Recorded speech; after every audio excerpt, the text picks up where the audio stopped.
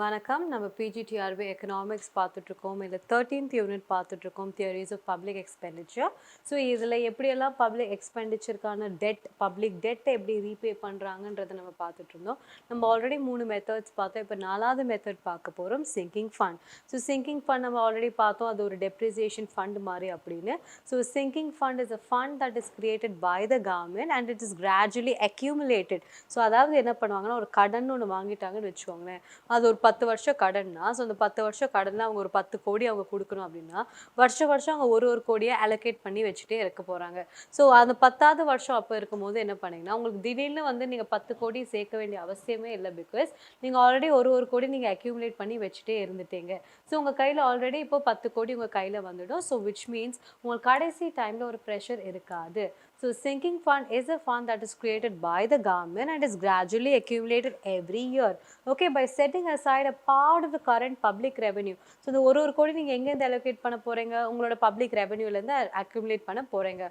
In such a way that it would be sufficient to pay off the funded debt at the time of maturity. உங்களுக்கு அது ரொம்ப யூஸ்ஃபுல்லாக இருக்க போகுது. Perhaps this is the most systematic and the most beneficial way for redemption. So இது மாதிரி நீங்கள் வருஷம் வருஷம் நீங்கள் allocate பண்ணிகிட்டே இருக்கும் போது உங்களுக்கு கடைசியில் ஒரு burden இருக்காது. ஸோ உங்களுக்கு கடைசியில் உங்களால் ஈஸியாக ரீபே பண்ண முடியும். ஸோ சிங்கிங் ஃபண்ட் வந்து ஜஸ்ட் லைக் ஒரு டெப்ரிசியேஷன் ஃபண்ட் மாதிரி. So the aggregate burden of public debt வந்து அது என்ன பண்ணுவாங்க, அதை அப்படியே ஈக்குவலாக ஸ்ப்ரெட் பண்ணுறதுனால உங்களுக்கு கடைசியாக அந்த அக்ரிகேட் அந்த டோட்டல் பர்டன் வந்து it will not be felt. So the people to repay the debt is spread evenly over the period of the accumulation of the debt. ஓகேங்களா? ஸோ நம்ம பார்க்க போகிற next method terminable annuities. So இதுவும் அதே மாதிரி தான். So this method of debt redemption is அதே மாதிரி லைக் சிங்கிங் ஃபண்ட் மாதிரி தான். ஸோ இங்கே என்ன பண்ணுவாங்கன்னா, the physical authorities, for example the government, அவங்க என்ன பண்ணுவாங்க, clear off a part of the public debt every year by issuing terminable annuities இது பண்ண போகிறாங்க to the bond holders which mature annually. So every year வந்து அவங்க terminable annuity மாதிரி அவங்க பாண்ட் ஹோல்டர்ஸ்க்கு கொடுக்க போகிறாங்க. So at the end of the period உங்களுக்கு வந்து அது வந்து ஃபுல்லி ரிடம்ஷனாக யூஸ்ஃபுல்லாக இருக்க போகுது. ஓகே, ஸோ இதுவே வந்து என்னது, ஜஸ்ட் லைக் இன்ஸ்டால்மெண்ட் மெத்தட் மாதிரி சிங்கிங் ஃபண்ட் மெத்தட் மாதிரி தான் இருக்க போகுது. So by this method the burden of debt goes on diminishing annually and by the time of maturity it is fully paid off. So இந்த மொத்த டெட்டே பார்ட்டாக பிரித்து உங்களுக்கு டெர்மினபிள் annuity உங்களுக்கு கொடுத்துட்டு இருக்க போகிறாங்க. ஓகே, ஸோ நெக்ஸ்ட் நம்ம பார்க்கலாம் அடிஷ்னல் டாக்ஸேஷன். நம்ம இதை பார்த்தோம். நீங்கள் இருக்கிற டேக்ஸை விட மக்கள் மேலே இன்னும் அதிகமாக டேக்ஸ் லெவி பண்ணிவிட்டு உங்களோட டெட்டை வந்து நீங்கள் கடனை அடைக்கலாம். ஸோ உங்களுக்கு கடனை அடைக்கணும்னா உங்களுக்கு பணம் வேணும்னா நீங்கள் டைரெக்ட்லி மக்கள்கிட்டே போய் கேட்க போகிறீங்க. எப்படி கேட்க போகிறீங்க, அதிகமான டேக்ஸை விதிக்க போகிறீங்க. அதிகமான டேக்ஸை விதிக்கும் போது உங்களுக்கு வந்து அதிகமான ரெவென்யூ வரப்போகுது. அந்த ரெவென்யூ வச்சு உங்களோட கடனை நீங்கள் தீர்க்க போகிறீங்க. So the simplest measure of debt redemption is to impose new taxes and get the required revenue to repay the loan principal as well as the interest. So இதுதான் உங்களோட அடிஷ்னல் டாக்ஸேஷனாக இருக்க போகுது. நெக்ஸ்ட் நம்ம பார்க்குறோம் கேபிட்டல் லெவை. ஸோ கேபிட்டல் லெவைனா என்ன, capital levy strongly recommended by Dalton. So அவர் என்ன சொல்கிறாருன்னா, இதை நீங்கள் என்ன பண்ணணும், very heavy tax on capital assets மேலே நீங்கள் கொடுக்கணும். லைக் உங்களோட ப்ராப்பர்ட்டி, உங்களோட வெல்த், அது மேலே நீங்கள் டேக்ஸ் போடுங்க. ஸோ பெரிய பெரிய ப்ராப்பர்ட்டிஸ் வச்சுருந்தாங்க, அந்த மாதிரி பெரிய பெரிய வெல்த் வச்சுருந்தாங்கன்னா அவங்க மேலே நீங்கள் டேக்ஸ் லெவி பண்ணுங்கன்னு சொல்கிறாங்க. அண்ட் ஸோ அந்த மாதிரி டேக்ஸஸ் பார்த்தீங்கன்னா it's once for all tax மாதிரி இருக்க போகுது. ஸோ ஒன்ஸ் ஃபார் ஆல் டேக்ஸாக இருக்கும்போது என்ன ஆக போகுது, உங்களுக்கு பல்கான அமௌண்ட் வரப்போகுது. அதனால நீங்கள் பல்கான அமௌண்ட்டை உங்களோட ரெவென்யூ இன்கம்குள்ளே சேர்த்துக்க போகிறீங்க.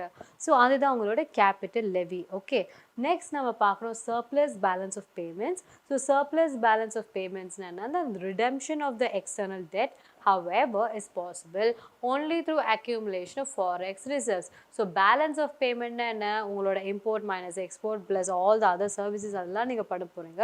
அந்த பேலன்ஸ் ஆஃப் பேமெண்ட்ஸில் உங்களுக்கு சர்ப்ளஸ் வந்துச்சுன்னா அந்த சர்ப்ளஸ் வச்சு உங்களோட கடனை நீங்கள் தீர்க்க போகிறீங்க. ஸோ அந்த சர்ப்ளஸ் ஃபர்ஸ்ட் உங்களுக்கு எப்படி வரும், உங்களோட ஃபாரெக்ஸில் உங்களுக்கு சர்ப்ளஸ் வரணும். ஸோ அந்த ஃபாரெக்ஸில் எப்போ உங்களுக்கு சர்ப்ளஸ் வரும், நீங்கள் நிறைய எக்ஸ்போர்ட் பண்ணணும், நிறைய இம்போர்ட் பண்ணக்கூடாது. ஸோ நீங்கள் நிறைய எக்ஸ்போர்ட் பண்ணிங்கன்னா உங்களுக்கு சர்ப்ளஸ் வரும். அந்த சர்ப்ளஸ் வந்துச்சுன்னா உங்களோட ஃபாரெக்ஸ் சர்ப்ளஸ் வரும். அந்த ஃபாரெக்ஸ் சர்ப்ளஸ் வந்துச்சுன்னா உங்களோட பேமெண்ட்ஸ் வந்து நீங்கள் நல்லா ஃப்ரூட்ஃபுல்லாக பண்ண முடியும். Okay, so this necessitates a creation of a favorable balance of payments by the debtor country by augmenting its exports and curbing its imports, thereby improving the position of its trade balance. Okay, so the debtor country has to concentrate on the expansion of its export industry. So debtor country na யாரு, நாம தான். எந்த country கடன் வாங்குதோ, எந்த country கடனில் இருக்காங்களோ அவங்கள தான் நம்ம டெட்டார் கண்ட்ரி நம்ம சொல்ல போகிறோம். ஸோ அவங்க என்ன பண்ணணும், நிறைய எக்ஸ்போர்ட் பண்ணணும். நிறைய எக்ஸ்போர்ட் பண்ணணும்னா என்ன பண்ணணும், நிறைய ப்ரொடியூஸ் பண்ணணும். நிறைய ப்ரொடியூஸ் பண்ணணும்னா என்ன பண்ணணும், கவர்மெண்ட் நிறைய இன்வெஸ்ட்மெண்ட் பண்ணணும். ஸோ அப்படி இன்வெஸ்ட் பண்ணும்போது நல்லா ப்ரொடியூஸ் பண்ணுவாங்க, நல்லா ப்ரொடியூஸ் பண்ண நிறைய எக்ஸ்போர்ட் பண்ணுவாங்க. நிறைய எக்ஸ்போர்ட் பண்ணாங்கன்னா அவங்களுக்கு நிறைய ரெவன்யூ வர போகுது. So further loans raised must be productively used so that they may become self-liquidating, so posing no real burden on the economy. அதாவது செல்ஃப் லிக்விடேட்டிங்னா என்னன்னா, நீங்கள் ஒரு விஷயத்துக்காக நீங்கள் கடன் வாங்குறீங்க. ஸோ அந்த கடன் வாங்கும்போது நீங்கள் அதை பெஸ்ட் யூஸ்க்கு போடணும். ஸோ தட் அதுலேருந்து வர இன்கமே உங்களுக்கு போதும் அந்த கடனுக்கான வட்டி கட்டுறதுக்கு. ஓகே, ஸோ நீங்கள் கடன் வாங்கி ஒரு ரோடு போடுறீங்க அப்படின்னா, அந்த ரோடே நீங்கள் நல்லதாக பண்ணி நீங்கள் டோல்லாம் போட்டீங்கன்னா, உங்களுக்கு டோலில் வர இன்கமே வந்து அந்த ரோடோட இன்ட்ரெஸ்ட் கட்டுற இன்கமுக்கு உங்களுக்கு ஈக்குவலாக இருக்கணும். So this is for an example. ஓகேங்களா? ஸோ நீங்கள் எந்த சர்வீஸ் பண்ணுறீங்களோ அந்த சர்வீஸ்க்காக வர ரெவன்யூவே வந்து உங்களுக்கு யூஸ்ஃபுல்லாக இருக்கணும். ஓகே, ஸோ இதனால தான் வந்து செல்ஃப் லிக்விடேட்டிங்னு சொல்கிறாங்க. So public borrowing of India பார்க்கும்போது, so the government of India in consultation with the RBI has finalized its borrowing program for the first half of 2023 to 24. So இந்த வருஷத்தோட பப்ளிக் பாரோவிங் தான் இப்போ நம்ம பார்க்க போகிறோம். ஸோ இந்த வருஷத்தோட பப்ளிக் பாரோவிங் நீங்கள் பார்த்தீங்கன்னா, so out of the gross market borrowings of 15.43 lakh crores projected for this year. So இதில் வந்து 8.8 lakh crores வந்து ஃபர்ஸ்ட் 6 monthsலேயே வாங்க போகிறாங்க. ஸோ ஆக்சுவலி இப்போ நம்ம இதுவரையும் நம்ம பார்த்தது எல்லாமே தியரி. ஸோ இப்போ நம்ம பார்க்குறது கரண்ட் அஃபேர்ஸ். ஸோ இந்த வருஷத்தோட பப்ளிக் பாரோயிங்ஸ் மொத்தமாக வந்து 15.43 lakh crores. இதில் 8.8 lakh crores வந்து ஃபர்ஸ்ட் 6 monthsலேயே வாங்குறாங்க. ஸோ இதை அவங்க எப்படி வாங்குறாங்க, ஒவ்வொரு ஸ்ப்ரெட்டாக வாங்குறாங்க. லைக் சிலது வந்து 3 years வாங்குறாங்க, சிலது 5 years வாங்குறாங்க, 7, 10, 14, 30, 40. ஸோ இது மாதிரி இவ்வளோ லாங் டேர்ம் பீரியட் கேப்ஸில் இவங்க டிஃப்ரென்ஸில் வாங்குறாங்க. ஸோ ஒரு பீரியட் கேப்புக்கும் உங்களுக்கு என்னென்ன இன்ட்ரெஸ்ட் ரேட்ஸ் இருக்குன்றதை பார்க்குறீங்க.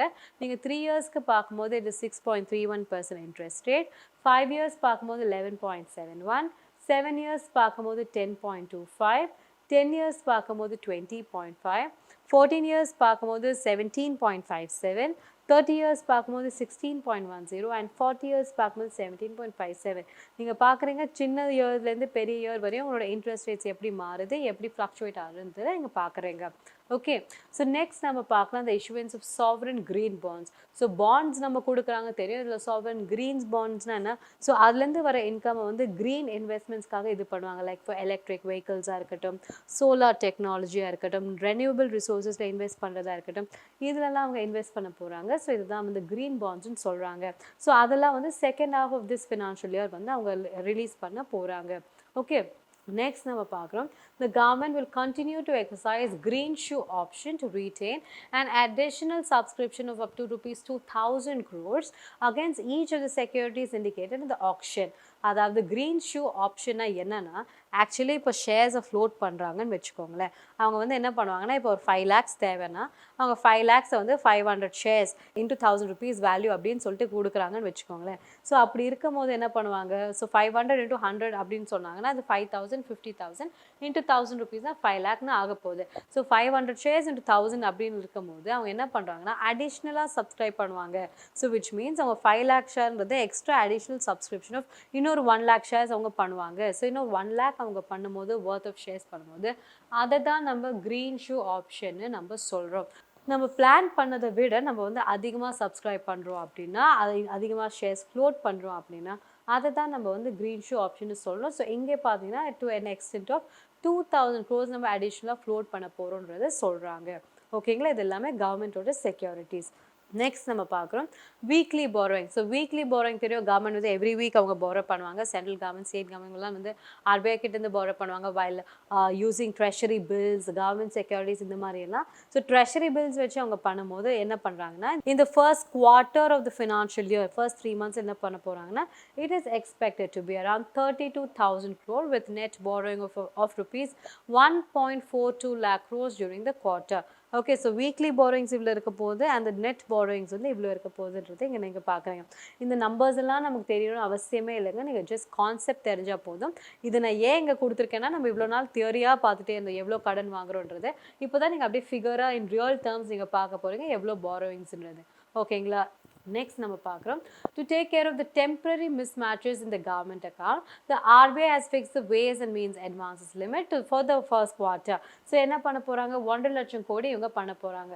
வேஸ் அண்ட் மீன்ஸ் அட்வான்சஸ்னா என்ன, ஆர்பிஐ வந்து சென்ட்ரல் கவர்மெண்ட் அண்ட் ஸ்டேட் கவர்மெண்ட்ஸ்க்கு கடன் கொடுக்குறாங்க for very short term period 15 days அந்த மாதிரி தான் கடன் கொடுப்பாங்க. ஸோ அதை தான் வந்து நம்ம வேஸ் அண்ட் மீன்ஸ் அட்வான்சஸ் நம்ம கொண்டு வரோம். ஸோ இது நம்ம சின்ஸ் 1997லேருந்தே நம்ம பண்ணிகிட்ருக்கோம்.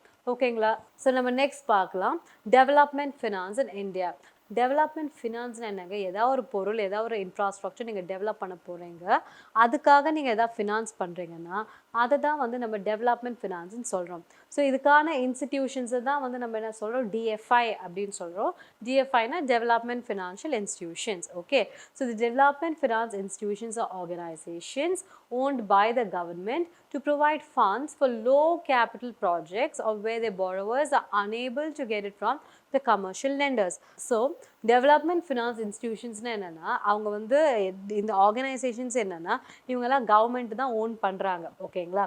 அவங்க கவர்மெண்ட் தான் ஓன் பண்ணும்போது என்ன பண்ணுவாங்கன்னா அந்த capital projects where low capital projects where the borrowers are unable to get it from the commercial lenders. Okay, so commercial lenders கிட்டேருந்து அவங்களுக்கு பணமே கிடைக்கலன்னும் போது அவங்கக்கிட்ட ப்ரைவேட் பிளேயர்ஸ் இல்லை, அதெல்லாம் எப்படின்னா ரொம்ப ஹை இன்வெஸ்ட்மெண்ட்டாக இருக்கும். பட் அதுலேருந்து வர ரிட்டர்ன்ஸாக ரொம்ப லோவாக தான் இருக்க போகுது. ஸோ இங்கே வந்து பார்த்தீங்கன்னா டைப்ஸ் ஆஃப் ஃபினான்ஸ் ப்ரொவைடட் என்ன, ஒன்று மீடியம் டேர்மாக இருக்கலாம், இல்லாட்டி லாங் டேர்மாக இருக்கலாம். மீடியம் டேர்ம்னா 1 to 5 years, லாங் டேர்ம்னா above 5 years. ஓகே, ஸோ இவங்களோட ஆப்ஜெக்டிவ்ஸ் என்னென்னு பார்த்தீங்கன்னா ஆப்ஜெக்டிவ்ஸ் ஆஃப் டெவலப்மெண்ட் ஃபினான்ஸ் இன்ஸ்டிடியூஷன்ஸ்னால் என்னென்னு பார்த்தீங்கன்னா ஃபர்ஸ்ட் மெயின் திங் என்ன, economic development of the country. So கண்ட்ரியை முதல் நல்லா டெவலப் பண்ணணும். அதுக்கப்புறம் மக்களுக்கு financial as well as technical support கொடுக்கணும். And they do not accept deposits from the public. அவங்க பேங்க் மாதிரி வந்து மக்கள்கிட்டேருந்து டெபாசிட் வாங்க போகிறது கிடையாது. ஸோ அப்போ அவங்களுக்கு எப்படி பணம் வரும், அவங்க எந்த பணத்தை வந்து திருப்பி மக்களுக்காக அவங்க லோனாக கொடுப்பாங்க.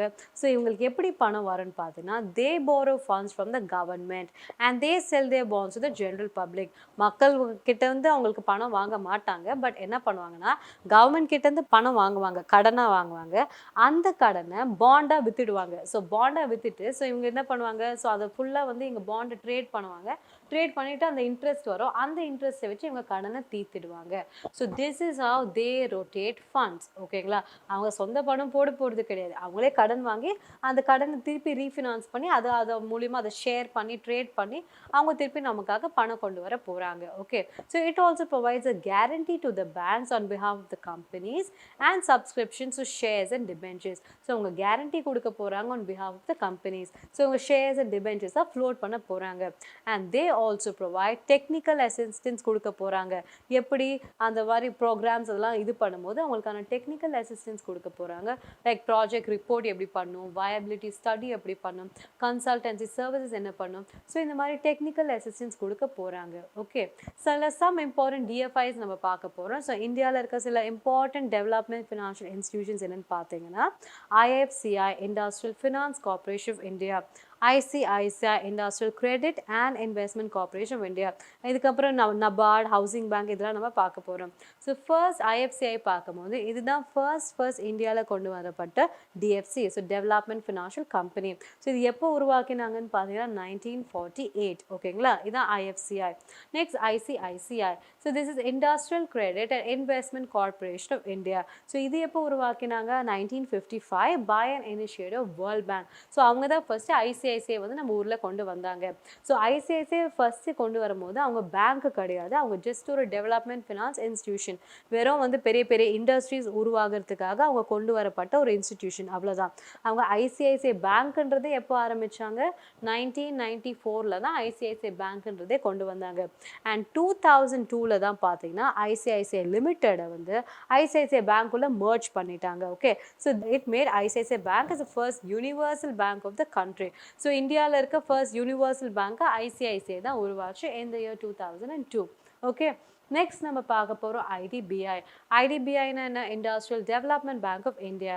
இது எப்போ செட்டப் பண்ணாங்க 1964 under RBI and it was granted autonomy in the year 1976. So 1964 பண்ணியிருப்பாங்க, 1976 தான் இவங்களுக்கான அட்டானமி கிடைச்சிருக்கும். And this is responsible for ensuring adequate flow of credit to various sectors. So industrial development bank of இந்தியானா என்ன, எல்லா industries நிறைய இண்டஸ்ட்ரீஸ்க்கு இவங்க பணம் கொடுக்க ஆரம்பித்தாங்க, நிறைய லோன்ஸ் கொடுக்க ஆரம்பித்தாங்க. So as to improve their credit finance position. ஓகேங்களா? And it was converted into a universal bank in 2003. So IDBI இப்போ ஒரு universal bank-ஆ இருக்கு since 2003. ஓகே, நெக்ஸ்ட் வந்து IRCI. IRCIனா என்னன்னு பார்த்தீங்கன்னா industrial reconstruction corporation of India, and this was set up in the year 1971. ஓகேங்களா, 1971 இருக்கும்போது அப்போ தான் இவங்கள செட்டப் பண்ணியிருப்பாங்க. It was set up to revive the weak units and provide financial and technical assistance. Okay, so ரீகன்ஸ்ட்ரக்ஷனாலே என்ன, revive பண்ண போகிறாங்க. யாரெல்லாம் ரொம்ப வீக் யூனிட்ஸாக இருப்பாங்க, வீக் யூனிட்ஸ்னா என்ன, அவங்களால ப்ராஃபிட்டே அச்சீவ் பண்ண முடியல, கடைசி 3 வருஷமாக அவங்களுக்கு ப்ராஃபிட்டே இல்லை, ரொம்ப லாஸ் மேக்கிங்காக இருக்காங்க, அவங்களால ஒரு ஸ்டெபிலிட்டியே இல்லை, அவங்களோட கேபிட்டல் டு அசெட் ரேஷியோலாம் ரொம்ப கம்மியாக இருக்குது. ஸோ அந்த மாதிரி வீக் யூனிட்ஸை நீங்கள் எப்படியா ரிவைவ் பண்ணுங்கள். ஸோ அவங்களை எப்படி ரிவைவ் பண்ணுவாங்க, அவங்களுக்கு நிறைய பணம் கொடுத்து நீங்கள் நிறைய ப்ரொடியூஸ் பண்ணுங்கள், நிறைய சேல்ஸ் பண்ணுங்கள், நீங்கள் உங்களோட கடனை வந்து அடைங்க, அதுக்கப்புறம் நீங்கள் வந்து உங்களோட திருப்பி ப்ராஃபிட்டபிலிட்டிக்கு நீங்கள் கொண்டு வாங்க அப்படின்னு சொல்லுவாங்க. ஸோ இதுதான் வந்து reconstruction bank of India. So இவங்க தான் வந்து ரிவைவ் பண்ணுவாங்க வீக் யூனிட்ஸை. நெக்ஸ்ட் நம்ம பார்க்குறோம் SIDBI. So small industries development bank of இந்தியாவை தான் நம்ம சிட்பின்னு சொல்கிறோம். They were establish in 1989. ஓகேங்களா, ஸோ இட்பி நமக்கு தெரியும் industrial development bank of India, சிட்பினா small industrial development bank of India. So this is an established subsidiary of IDBI. Okay, so it was granted autonomy in 1998. ஸோ முன்னாடி அவங்க கீழே தான் இருந்தாங்க, அதுக்கப்புறம் இவங்க தனியாக வந்துட்டாங்க in the year of 1998. Okay, so next நம்ம பார்க்குறோம் foreign trade. So foreign trade உள்ளூருக்கு ட்ரேட் பண்ணும்போது இவ்வளோ இது இருக்குது, IDBI இருக்குது, IFCI இருக்குது, ICICI இருக்குது. ஸோ இதுவே வெளிநாட்டோட ட்ரேட் பண்ணும்போது எக்ஸ்போர்ட் அண்ட் இம்போர்ட் ட்ரேட் பண்ணும்போது அதுக்கான பேங்க் தான் பார்த்தீங்கன்னா எக்ஸ்போர்ட் அண்ட் இம்போர்ட் பேங்க். ஓகேங்களா, அவங்கள தான் எக்ஸிம்னு நம்ம சொல்கிறோம், export and import bank. So இவங்க எப்போ எஸ்டாப்ளிஷ் ஆனாங்க, இந்த year January 1982, and it is the apex institution in the area of foreign trade investment. So foreign trade இன்வெஸ்ட்மெண்ட்டில் இவங்க தான் வந்து ஒரு அபெக்ஸ் இன்ஸ்டியூட்டாக இருக்காங்க, and they provide technical assistance and loans to exporters. So அவங்க வந்து வெறும் லோன்ஸ் மட்டும் கிடையாது, டெக்னிக்கல் அசிஸ்டன்ஸ் கூட தராங்க ஃபார் த எக்ஸ்போர்ட்டர்ஸ். நீங்கள் இதெல்லாம் பண்ணுங்க, இங்கெல்லாம் இன்வெஸ்ட் பண்ணுங்க, இந்த மாதிரி செக்யூரிட்டிஸ் வாங்குங்க, இந்த மாதிரிலாம் நீங்கள் லோன் வாங்குங்க, இந்த மாதிரி கரன்சிஸில் வாங்குங்கன்ற மாதிரி அவங்க டெக்னிக்கல் அசிஸ்டன்ஸ் கொடுக்குறாங்க டு த எக்ஸ்போர்ட்டர்ஸ். ஓகேங்களா, நெக்ஸ்ட் வந்து நம்ம அக்ரிகல்ச்சர் செக்டர் பார்க்க போகிறோம். ஸோ அக்ரிகல்ச்சர் செக்டருக்கு என்னென்ன மாதிரி ஃபினான்ஷியல் இன்ஸ்டியூஷன் இருக்காங்கன்னு நம்ம இண்டஸ்ட்ரியல் செக்டருக்கு பார்த்தோம், IDBI, FCIலாம் இருக்காங்க. இதுவே அக்ரிகல்ச்சர் செக்டர்னா யார் இருக்காங்க, நபார்ட், இவங்க தான் very famous, national bank for agriculture and rural development. இவங்க எந்த இயரில் எஸ்டாப்ளிஷ் ஆகியிருப்பாங்க, ஜூலை ஆஃப் 1982. ஓகே, ஸோ அப்போ தான் வந்து அவங்க எஸ்டாப்ளிஷ் ஆகியிருப்பாங்க, and it was establish on the recommendation of Sivaraman committee. ஓகேங்களா, ஸோ எந்த கமிட்டி மூலிமா நபார்டு எஸ்டாப்ளிஷ் ஆயிருக்காங்கன்னு கேட்டாங்கன்னா சிவராமன் கமிட்டின்றது நம்ம சூஸ் பண்ணணும். Okay, and this is the apex institution in the area of agriculture and the rural sectors. இவங்க basically என்ன பண்ணுவாங்க, it is a refinancing institution. So ரீஃபினான்சிங்னா இன்ஸ்டிடியூஷனை கடன் வாங்கி அதை திருப்பி அதை ரீஃபினான்ஸ் பண்ணி மக்களுக்கு கொடுப்பாங்க. மக்களுக்குன்னா for other agricultural investment banks, so அவங்களுக்காக அவங்க ரீஃபினான்ஸ் பண்ணி கொடுப்பாங்க ஃபார் கோஆப்ரேட்டிவ் சொசைட்டிஸ் அவங்களுக்குலாம். So they will be more easier to give loans for the agricultural farmers. So அவங்களுக்கான லோன்ஸ் கொடுக்கறதுக்கு இவங்க ரொம்ப ஹெல்ப்ஃபுல்லாக இருக்க போகிறாங்க. ஓகே, ஸோ நம்ம நெக்ஸ்ட் நம்ம பார்க்க போகிறோம் ஹவுசிங். ஸோ ஹவுசிங்கான பேங்க் பார்த்தீங்கன்னா national housing bank, and this was established in the year 1988, and it is the apex institution in housing finance. ஓகேங்களா, ஸோ நம்ம யூனிட் 13 நம்ம இதோட கம்ப்ளீட் பண்ணிட்டோங்க. இப்போ நம்ம யூனிட் 14 போகிறோம், பட்ஜெட்ரி ப்ரொசீஜர். ஓகேங்களா, ஸோ பட்ஜெட் எப்படியெல்லாம் க்ரியேட் பண்ணுறாங்க, அதில் என்னென்ன ப்ரொசீஜர்ஸ் இருக்குது, என்னென்ன டைப்ஸ் இருக்குது, அதனால் என்னென்ன அட்வான்டேஜஸ் இருக்குன்றதை நம்ம இந்த சாப்டரில் நம்ம பார்க்க போகிறோம். ஓகே, ஸோ ஃபர்ஸ்ட் பட்ஜெட்னா என்னன்னு நமக்கு தெரியணும். So budget is an annual financial statement which shows the estimated income and expenditure of the government for the forthcoming financial year. So budget என்னது போன வருஷத்துக்கு நம்ம பண்ண போறது கிடையாது, வர வருஷத்துக்கு தான் நம்ம பண்ண போறோம். So நம்ம வீட்ல நம்ம போடுற பட்ஜெட் ஒரு மாசத்துக்குலாம் போடுவோம். So இது வந்து கவர்மெண்ட் வந்து மாசம்லாம் போட மாட்டாங்க, வருஷத்துக்கு போடுவாங்க. So it is an annual financial statement. So அதுல என்ன இருக்க போகுது, ஸோ இந்த நாட்டுக்கு இந்த வருஷத்துக்கு என்னென்னலாம் இன்கம் இருக்க போகுது, என்னென்னலாம் எக்ஸ்பெண்டிச்சர் இருக்க போகுதுன்றதை பேலன்ஸ் பண்ணி கொடுக்க போகிறாங்க. இதுதான் பட்ஜெட். ஓகே, ஸோ இந்த பட்ஜெட்டில் நிறைய டைப்ஸ் இருக்குங்க. ஸோ ஃபர்ஸ்ட் இம்பார்ட்டன்ட் டைப் பார்த்தா revenue budget and capital budget, அதுக்கப்புறம் சப்ளிமெண்ட்ரி பட்ஜெட்னு ஒன்று இருக்குது, அதுக்கப்புறம் வாட்ச் அண்ட் அக்கௌண்ட்னு இருக்குது. ரெவென்யூ பட்ஜெட்னா என்ன, வெறும் ஷார்ட் டேர்ம், இந்த வருஷம் என்னென்னலாம் நமக்கு ரெவென்யூ வரப்போகுது, இமீடியட்டாக என்னென்னலாம் எக்ஸ்பெண்டிச்சர் இருக்க போகுது, அதெல்லாம் 1 இயர்க்குள்ளே. ஸோ அதுதான் வந்து ரெவென்யூ பட்ஜெட் அண்ட் ரெவென்யூ எக்ஸ்பெண்டிச்சர்னு சொல்கிறோம். கேபிட்டல் பட்ஜெட்னா லாங் டேர்ம் உங்களோட கேபிட்டல் எக்ஸ்பெண்டிச்சர் என்ன இருக்க போது, அந்த எக்ஸ்பெண்டிச்சர்லாம் பண்ணுறதுக்கு என்னென்னலாம் உங்களுக்கு இன்கம் வரப்போகுது, அதனால உங்களுக்கு என்னென்னலாம் ரெவென்யூ வரப்போகுது. ஸோ அதெல்லாம் பார்த்தீங்கன்னா அதுதான் உங்களோட கேபிட்டல் எக்ஸ்பெண்டிச்சர் அண்ட் ரெவென்யூ, அதுதான் உங்களோட கேபிட்டல் பட்ஜெட். நெக்ஸ்ட் சப்ளிமெண்ட்ரி பட்ஜெட்லாம் பார்த்தீங்கன்னா நீங்கள் வந்து இந்த இயர் நடுவில் நீங்கள் கொடுப்பீங்க, அதுதான் வந்து supplementary budget. vote and account அதே மாதிரி தான் இன்ட்ரீம் பட்ஜெட் மாதிரி. நீங்கள் வந்து இப்போ எலெக்ஷன் டைமில் இப்போ வந்து உங்களுக்கு ஜஸ்ட் ஒரு ஃபியூ மந்த்ஸ் தான் இருக்குது, ஸோ அந்த மாதிரி ஒரு ஷார்ட் டேர்மில் நீங்கள் வந்து பண்ண போகிறது தான் வந்து இன்ட்ரீம் பட்ஜெட். ஸோ இன்ட்ரீம் பட்ஜெட்டில் எக்ஸ்பெண்டிச்சர் ரெவென்யூ ரெண்டுமே இருக்கும். vote and accountல வெறும் எக்ஸ்பெண்டிச்சர் மட்டும்தான் இருக்க போகுது. ஸோ அதுதான் உங்களோட vote and account and interim budget. ஓகேங்களா? ஸோ நம்ம ஃபர்ஸ்ட் பார்க்கல ரெவென்யூ பட்ஜெட். ஸோ ரெவென்யூ பட்ஜெட்டில் பார்த்தீங்கன்னா உங்களோட revenue receipts and revenue expenditure இருக்கும். அண்ட் ரெவென்யூ ரெசிட்ஸ்ன்னு பார்த்தீங்கன்னா உங்கள் டேக்ஸ் ரெவென்யூவும் இருக்கும், நான் டேக்ஸ் ரெவென்யூவும் இருக்கும். ஸோ இதுதான் வந்து உங்களோட revenue budget. Okay, so next capital பட்ஜெட்னு பார்த்தீங்கன்னா அதில் உங்கள் capital receipts and capital expenditure இருக்கும். ஸோ கேபிட்டல் ரெசிட்ஸ்னா என்ன, உங்களோட லோன்ஸ் அண்ட் அட்வான்சஸ்லாம் இருக்க போகுது. கேபிட்டல் உங்களோட ரெசிட்ஸ்னால் அதனால வரும் உங்களோட பெனிஃபிட்ஸ் அதெல்லாம் வந்து உங்களுக்கு இருக்க போகுது. ஓகே, ஸோ நெக்ஸ்ட் வந்து சப்ளிமெண்ட்ரி பட்ஜெட்னா in times of war, emergencies, calamities, அந்த மாதிரி இம்மீடியட்டாக உங்களுக்கு எதாவது பணம் தேவை, திடீர்னு ஒரு அன்ஃபோர்சின் எக்ஸ்பெண்டிச்சர் அந்த மாதிரி இருக்கும்போது அப்போது நீங்கள் போடுற பட்ஜெட் தான் வந்து உங்களோட supplementary budget. Okay, and vote and account நான் சொன்னேன் அது middle of the year in times of election, ரொம்ப ஷார்ட் பீரியட். இப்போ வந்து பார்த்தீங்கன்னா இப்போ மே மந்த் வந்து இப்போ எலெக்ஷன்னு வச்சுக்கோங்களேன், எவ்ரி ஃபெப்ரவரி நம்ம பட்ஜெட் போடுறோன்னா அந்த ஃபெப்லேருந்து அவங்க மே மட்டும்தான் வந்து அவங்களால பட்ஜெட் போட முடியும். கரெக்டாக?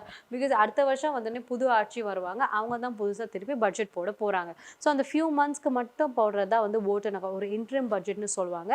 அந்த இன்ட்ரீம் பட்ஜெட்டில் எக்ஸ்பெண்டிச்சர் அண்ட் ரெவென்யூ ரெண்டுமே இருக்க போகுது. vote and accountனா வெறும் எக்ஸ்பெண்டிச்சர், அந்த 3 மந்த்ஸ்க்கான வெறும் எக்ஸ்பெண்டிச்சரை மட்டுமே போட்டு கொடுக்கறது தான் வந்து vote and account. இதுதான் நம்ம ஆர்டிகல் 116 கீழே பார்க்குறோம். ஓகே, ஸோ நெக்ஸ்ட் நம்ம பார்க்குறோம் பேலன்ஸ்ட் பட்ஜெட். ஸோ பேலன்ஸ்ட் பட்ஜெட்னா என்னென்னா it is an estimated revenue of the government during the year that is equal to the anticipated expenditure. So உங்களோட ரெவென்யூ அண்ட் எக்ஸ்பெண்டிச்சர் எங்கே ஈக்குவலாக இருக்கோ அப்போ தான் வந்து உங்கள் budget balance budget. Okay, unbalance பட்ஜெட்னா என்ன, சர்ப்ளஸ் பட்ஜெட், டெபிசிட் பட்ஜெட். நம்ம கிட்ட இருக்கிறது எல்லாமே டெபிசிட் பட்ஜெட் தான். நம்ம ரெவென்யூ கம்மியாக இருக்கும், அதுக்கப்புறம் நம்மளோட எக்ஸ்பெண்டிச்சர் அதிகமாக இருக்கும். நம்ம லாஸ்ட் கிளாஸ்லேயே பார்த்துருப்போம் இல்லைங்களா, நம்மளோட ரெவென்யூ வந்து 27 lakh crores தான் இருந்தது, பட் நம்ம எக்ஸ்பெண்டிச்சர் 45 lakh crores தான் இருந்துச்சு போன வருஷம். ஸோ அதனால நம்ம வந்து நம்மக்கிட்ட இருக்கிறதுல டெபிசிட் பட்ஜெட். ஓகே, ஸோ இதே பட்ஜெட்ரி டெபிசிட்ஸை வந்து நம்ம நிறைய பிரிக்கலாம். ஸோ பட்ஜெட்ரி டெபிசிட் வந்து ஃபிஸ்கல் டெபிசிட்னு சொல்லலாம், பட்ஜெட் டெபிசிட்னு நம்ம சொல்லலாம். ஸோ பட்ஜெட் deficit என்னன்னா it's a difference between the total receipts and the total expenditure. அதுதான் நம்ம வந்து budget deficit னு சொல்றோம். இது fiscal deficit என்னன்னா budget deficit plus the government market borrowings and liabilities. So total revenue and total expenditure கூட சேர்த்து உங்களோட கவர்மெண்ட்டோட borrowings எல்லாம் கூட நீங்க இன்க்ளூட் பண்ணீங்கன்னா அதுதான் வந்து உங்களோட ஃபிஸ்கல் டெபிசிட்ன்றது நம்ம சொல்றோம். ஓகே, நீங்க பட்ஜெட்டை ஃப்ளோட் பண்ண போறீங்க, ஸோ இந்த வருஷம் நீங்க பட்ஜெட் நீங்க தாக்கல் பண்ண போறீங்க அப்படின்னா அதுல என்னென்னலாம் ப்ரொசீஜர் இருக்குன்றதை நம்ம பார்க்க போறோம். ஸோ பட்ஜெட் ப்ரொசீஜர் ஆக்சுவலி அதுல என்ன இருக்குன்னா it's a system through which the budget is prepared, it is enacted and it is executed. Okay, நமக்கு தெரியும் February 1st அப்போ பட்ஜெட் லான்ச் பண்ணுவாங்கன்னு தெரியும், பட் அந்த Feb 1st அவங்க லான்ச் பண்றதுக்கு என்னென்னலாம் ப்ரொசீஜர் இருக்கு, எவ்வளோ ஸ்டெப்ஸ் இருக்குன்றது படிச்சாதான் நமக்கு அது தெரியும். ஓகே, ஸோ இதுதான் வந்து அந்த என்டையர் ப்ராசஸ் தான் நம்ம பட்ஜெட்ரி ப்ரொசீஜர் நம்ம சொல்கிறோம். ஸோ அதில் பார்த்தீங்கன்னா ஃபஸ்ட்டு பட்ஜெட்டை ப்ரிப்பேர் பண்ணணும். அந்த ப்ரிப்பேர் பண்ணுறவங்க யார், மினிஸ்ட்ரி ஆஃப் ஃபினான்ஸ் தான் ப்ரிப்பேர் பண்ண போகிறாங்க. சென்ட்ரலில் மினிஸ்ட்ரி ஆஃப் ஃபினான்ஸ் பண்ண போகிறாங்க, ஸ்டேட்டில் நம்ம மினிஸ்ட்ரின்ற வார்த்தை யூஸ் பண்ண மாட்டோம். ஸோ டிபார்ட்மெண்ட் ஆஃப் ஃபினான்ஸ் தான் வந்து ஸ்டேட்டில் வந்து ப்ரிப்பேர் பண்ண போகிறாங்க. ஸோ இந்த பட்ஜெட் ப்ரிப்பேர் பண்ணும்போது அவங்க என்னென்னலாம் ஃபேக்டர்ஸ் அவங்க மைண்டில் வச்சுப்பாங்க. Factors considered while preparing the budgetனா the macro economic target. So இந்த வருஷம் நம்ம நாடு என்னென்னலாம் டெவலப் ஆகணும், எந்தெந்த செக்டர்ஸ்லாம் இதுவாகணும், எந்தெந்த செக்டர்ஸை கான்ட்ரிபியூட் பண்ணணும், கான்சன்ட்ரேட் பண்ணணும், இதெல்லாம் நம்ம பார்க்க போகிறோம். So the macro economic targets to be achieved within the plan period நம்ம பார்க்குறோம். அண்ட் அதுக்கப்புறம் basic strategies of the budget பார்க்குறோம் and financial requirements of different projects பார்க்குறோம். ஸோ இதெல்லாம் நம்ம கன்சிடர் பண்ணனால தான் நம்மளால் ஒரு பட்ஜெட்டை வந்து நம்மளால் ப்ரிப்பேர் பண்ண முடியுது. ஓகே, ஸோ நெக்ஸ்ட் நம்ம பார்க்கும்போது இந்த வருஷத்தோட ரெவென்யூ எக்ஸ்பெண்டிச்சர். ஸோ எக்ஸ்பெண்டிச்சருக்கு நம்ம இதெல்லாம் பார்க்கும்போது நம்ம என்னென்னலாம் எக்ஸ்பெண்டிச்சர் இந்த வருஷம் நம்ம பே பண்ணணும், டிஃபென்ஸ்க்கு எவ்வளோ கொடுக்கணும், சப்சிடிஸ்க்கு எவ்வளோ கொடுக்கணும், இன்ட்ரெஸ்ட் பேமெண்ட்ஸ் அண்ட் டெட்ஸ் நம்ம எவ்வளோ இருக்கணும், இதெல்லாம் வந்து நம்ம வந்து கால்குலேட் பண்ண போகிறோம். அதுக்கப்புறம் கேபிட்டல் எக்ஸ்பெண்டிச்சர். நீங்கள் வந்து இந்த வந்து நம்ம புதுசாக இந்த வருஷம் என்னென்னலாம் ரோடு கட்டணும், என்னென்னலாம் ரயில்வேஸ் கொண்டு வரணும், போர்ட் எதாவது கட்டுறோமா, இல்லை வேறு எதாவது பெரிய இன்ஃப்ராஸ்ட்ரக்சர் இருக்கா, இரிகேஷன் இருக்கா. ஸோ அந்த மாதிரி ஒரு ரெவென்யூ எக்ஸ்பெண்டிச்சர் நம்ம எவ்வளோ ஸ்பெண்ட் பண்ண போகிறோம், கேபிட்டல் எக்ஸ்பெண்டிச்சர் நம்ம எவ்வளோ ஸ்பெண்ட் பண்ண போகிறோம். ஸோ இதெல்லாம் வந்து நம்ம வந்து நோட் ஆன் பண்ணணும். அதெல்லாம் நம்ம வந்து எஸ்டிமேட் பண்ண போகிறோம். ஓகேங்களா. நம்ம வீட்டிலே நம்ம பட்ஜெட் போடுறோம்னா நம்ம அப்படி தானே போடணும். ஃபஸ்ட்டு ரெண்ட் எவ்வளோ, அதுக்கப்புறம் கரண்ட் பில் எவ்வளோ, அதுக்கப்புறம் இன்டர்நெட் பில் எவ்வளோ, அதுக்கப்புறம் வந்து பெட்ரோலுக்கு எவ்வளோ, சாப்பாடுக்கு எவ்வளோ, ஹெல்த்துக்கு எவ்வளோ, இந்த மாதிரி நம்ம வந்து இது பண்ண போகிறோம். ஸோ ஒரு வீட்டுக்கே எப்படின்னா ஒரு நாட்டுக்கு அவங்க எவ்வளோ ஃபேக்டர்ஸ் இருக்குது. ஸோ எல்லா ஃபேக்டர்ஸையும் வந்து அவங்க அக்கௌண்ட் பண்ண போகிறாங்க. ரெவென்யூ எக்ஸ்பெண்டிச்சர்னு அக்கௌண்ட் பண்ணுவாங்க அண்ட் கேபிட்டல் எக்ஸ்பெண்டிச்சர்னு அவங்க அக்கௌண்ட் பண்ண போகிறாங்க. ஓகே. ஸோ இந்த சைடு எக்ஸ்பெண்டிச்சர்லாம் பண்ணும்போது இந்த சைடு அவங்க பார்க்க போகிறாங்க ரெசிட்ஸ். ஸோ உங்களோட ரெவென்யூ ரெசிட்ஸ் என்ன, உங்களோட கேபிட்டல் ரெசிட்ஸ் என்னன்னு நாங்கள் பார்க்க போகிறாங்க. ரெவென்யூ ரெசிட்ஸ்னால் என்ன, உங்களோட டேக்ஸ் ரெவென்யூ அண்ட் உங்களோட நான் டேக்ஸ் ரெவென்யூ. இதுதான் உங்களோட ரெவென்யூ ரெசிட்ஸாக இருக்க போகுது. இதுவே உங்கள் கேபிட்டல் ரெசிட்ஸாக என்ன இருக்க போகுது, ரெக்கவரி ஆஃப் லோன்ஸ் இருக்க போகுது, disinvestment of public sector units இருக்க போகுது, மார்க்கெட் பாரோவிங்ஸ் இருக்க போகுது. ஸோ நீங்கள் புதுசாக ஏதாவது லோன்ஸ் வாங்குறீங்க அப்படின்னா அது உங்களோட கேபிட்டல் பாரோவிங்ஸில் வரப்போது, உங்கள் கேபிட்டல் ரெசிட் ஆகாது. பட் இதுவே நீங்கள் உங்களோட லோன்ஸ் நீங்கள் யாருக்கா லோன் கொடுத்தீங்க அந்த பல்க் அமௌண்ட் உங்களுக்கு வருதுன்னா அதுதான் உங்களோட ரெக்கவரி ஆஃப் லோன்ஸ்னு சொல்கிறோம். டிஸ்இன்வெஸ்ட்மெண்ட் ஆஃப் பப்ளிக் செக்டர் யூனிட்ஸ்னா என்ன, நீங்கள் தான் வந்து மானிட்டைஸ் பண்ணுறீங்க, உங்களோட ஷேரை வந்து நீங்கள் சேல் பண்ணுறீங்க. உங்ககிட்ட வந்து ஒரு 51% ஷேர் இருக்குன்னா அதில் நீங்கள் ஏதாவது ஒரு 20% ஷேர் நீங்கள் தான் விற்கிறீங்கன்னா அவ்வளோ பணம் உங்களுக்கு வரப்போகுது. கரெக்டாக அந்த பல்க் அமௌண்ட்டை தான் நம்ம வந்து கேபிட்டல் ரெசிட் அப்படின்னு நம்ம சொல்கிறோம். அண்ட் நீங்கள் தான் மார்க்கெட்டில் ஏதாவது பாரோ பண்ணுறீங்க அந்த லோன்ஸ் எல்லாமே வந்து உங்களுக்கு கேபிட்டல் ரெசிட்ஸ்ன்னு வரப்போகுது. ஸோ இங்கே பார்க்கும்போது estimates of the gap between revenue receipts and revenue expenditure. So உங்களுக்கு ரெவென்யூ ரெசிட் எடுத்துட்டீங்க, ரெவென்யூ எக்ஸ்பெண்டிச்சர் எடுத்துட்டீங்க, அதோட டிஃப்ரென்ஸ் எடுக்க போகிறீங்க. அதே தான் கேபிட்டலுக்கும் பண்ண போகிறீங்க, கேபிட்டல் எக்ஸ்பெண்டிச்சர் பண்ண போகிறீங்க, கேபிட்டல் ரெசிட் பண்ண போகிறீங்க. அதோட டிஃப்ரென்ஸ் என்னன்னு பார்க்க போகிறீங்க. ஸோ இதில் நீங்கள் பார்க்கும்போது உங்கள் ஃபிஸ்கல் டெபிசிட் என்னன்னு தெரியும், ப்ரைமரி டெபிசிட் என்னன்னு தெரியும் அண்ட் ரெவென்யூ டெபிசிட் என்னன்னு உங்களுக்கு தெரிய போகுது. So this is how you prepare a budget. ஓகேங்களா. ஸோ இதெல்லாம் தான் டிஃப்ரெண்ட் ஸ்டெப்ஸ். ஸோ இதில் ப்ராசஸ் என்னென்னு பார்த்தீங்கன்னா பட்ஜெட் எஸ்டிமேட்ஸ் வந்து நம்ம மினிஸ்ட்ரி ஆஃப் ஃபினான்ஸ் பண்ணுறாங்க நம்ம பார்த்தோம். And this is based on estimated expenditure and income of various ministries, various departments and sent to the ministry of finance. So நம்மக்கிட்ட எத்தனை மினிஸ்ட்ரிஸ் இருக்காங்க, ஒரு 30-35 மினிஸ்ட்ரிஸ் இருக்காங்கன்னா ஒவ்வொருத்தருக்குமே தனியாக ஒரு பட்ஜெட் இது பண்ணுவாங்க. ஸோ இந்த மினிஸ்ட்ரிக்கு இந்த வருஷம் அவங்களுக்கு என்னென்னலாம் செலவு இருக்குது அப்படின்றத அவங்க சொல்ல போகிறாங்க. எனக்கு என்னென்னலாம் செலவு இருக்குது, எனக்கு என்னென்னலாம் இன்கம் இருக்குது. ஸோ இது அக்ரிகல்ச்சர் ஒன்று சொல்லுவாங்க, ஹெல்த் ஒன்று சொல்லுவாங்க, எடுகேஷன் ஒன்று சொல்லுவாங்க, பப்ளிக் ஒர்க்ஸ் ஒன்று சொல்லுவாங்க, அதுக்கப்புறம் இருக்கிற எல்லா மினிஸ்ட்ரிஸ், ரயில்வேஸ், இது அதுன்னு எல்லாருமே ஒவ்வொன்று சொல்ல போகிறாங்க. ஸோ எல்லாத்தையுமே நம்ம கன்சாலிடேட் பண்ணி இவங்க வந்து மினிஸ்ட்ரி ஆஃப் ஃபினான்ஸ்க்கு இவங்க அனுப்ப போகிறாங்க.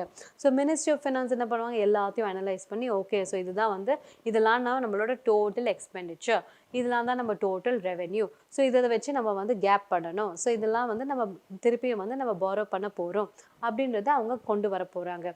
ஸோ அவங்களுக்கு இந்த டேட்டாலாம் வந்த உடனே அவங்க வந்து ஒரு பட்ஜெட் தாக்கல் பண்ண போகிறாங்க.